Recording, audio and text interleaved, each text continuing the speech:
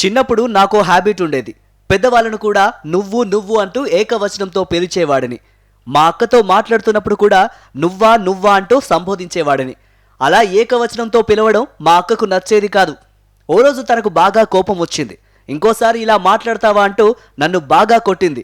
అప్పటి నుంచి పెద్దవాళ్ళందరినీ మీరు అని మర్యాదగా సంబోధించడం మొదలుపెట్టాను అంటూ team India star batter Virat Kohli తన చిన్ననాటి జ్ఞాపకాలు గుర్తు చేసుకున్నాడు.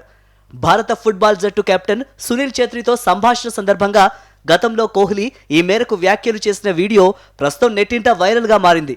ఇందులో తన చైల్డ్హుడ్ మెమోరీస్ని నెమరు వేసుకున్న కోహ్లీ చిన్నప్పుడు తను అల్లరి పిల్లాడిగా ఉండేవాడినని చెప్పుకొచ్చాడు. పెళ్లి వేడుకలకు వెళ్లిన సమయంలో చాలామంది నోట్లు గాల్లోకి ఎగరవేసి డాన్సులు చేయడం చూశాను.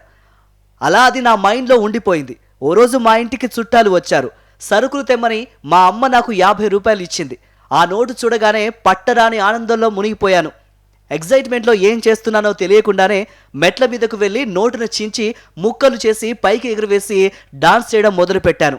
ఆ తర్వాత కాసేపటికి వట్టి చేతులతో ఇంటికి తిరిగి వచ్చాను అంటూ సరదా సంఘటన గురించి పంచుకున్నాడు.